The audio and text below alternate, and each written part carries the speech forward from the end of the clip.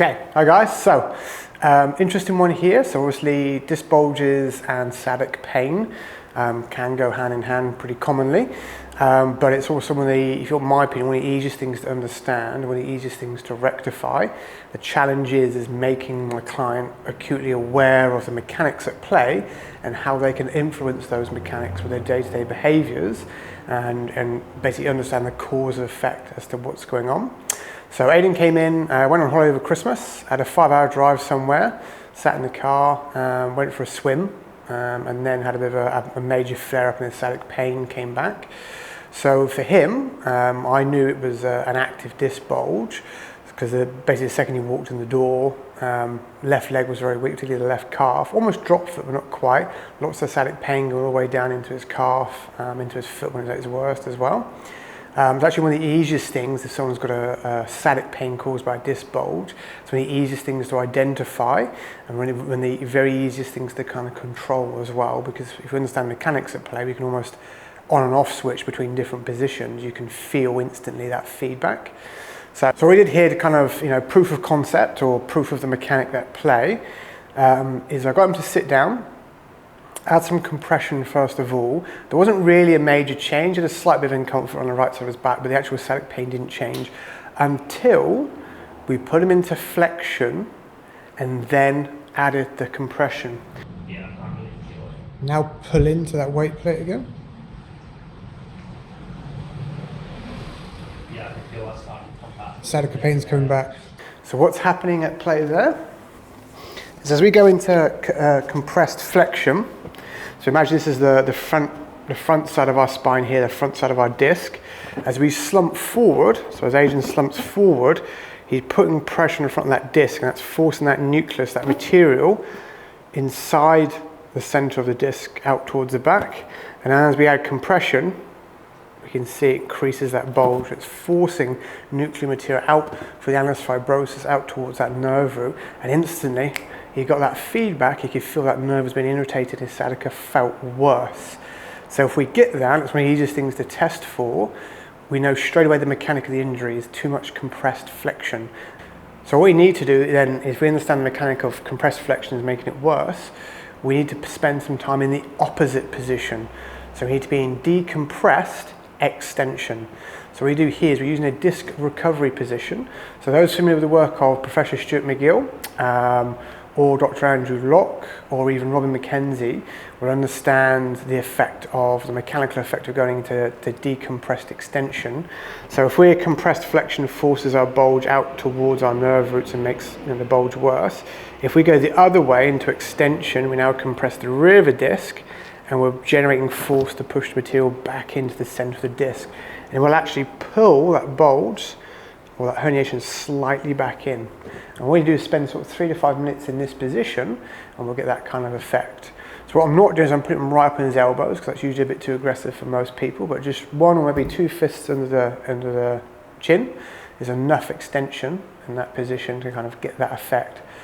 So we spent 3 to 5 minutes in this position, and then we retested his walk, and immediately he noticed an improvement. There was less pain in his leg, still a bit weak in his calf, but there was noticeably less sciatica type pain.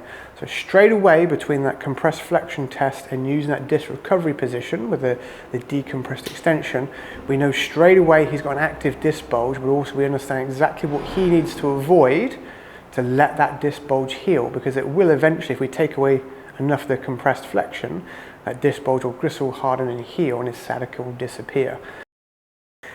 So bulk a little bit better, still a little bit weak. So then what we did after that, because he felt a little bit unstable, is we did some glute bridges, and in particular you noticed that his left glute was very weak. So again, that plays in with not just the sciatica, but also that we tend to get neuromuscular inhibition when we expose ourselves to our pain triggers and aggravators. So again, those familiar with the work of Professor McGill will understand the concept of how being in aggravating positions can actually shut down certain muscle groups or minimize how much they can help you, so particularly the glutes.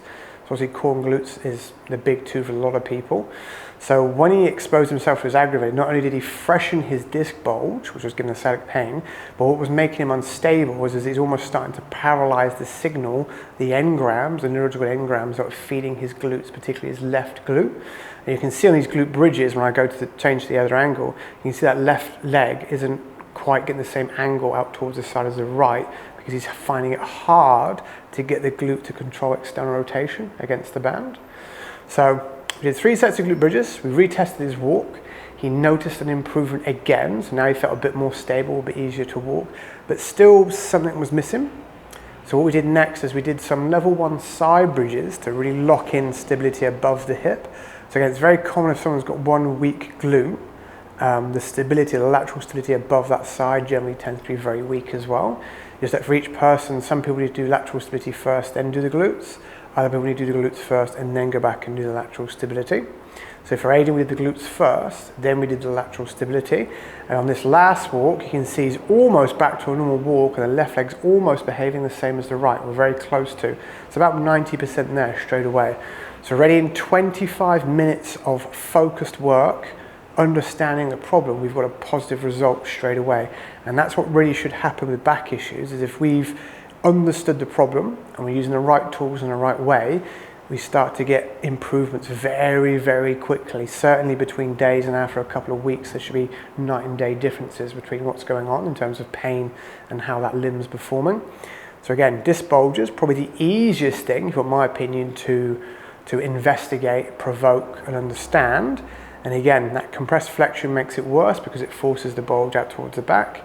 So one of our things we do in terms of passive strategies is spend some time in decompressed extension, and I'll pull that disc bulge back in, take the pressure off the nerve root and start to let the sciatica start to settle down. But most importantly for him, he needs to understand he has a very finite amount of compressed flexion tolerance. He needs to be careful how he spends that tolerance, because if he exceeds that limit, his bank account, he's going to freshen up that bulge and stop it from healing. If he stays well within his limits and gives it plenty of recovery time, that bulge will actually gristle, harden and heal, and his sciatica will disappear. But again, it all comes down to understand the problem first with provocation testing, understand the mechanics of what's at play, and then be able to select the appropriate solution, and then teach the client to understand why that's the appropriate solution for them, understand their problem, and basically teach them to keep that problem solved for the rest of their life.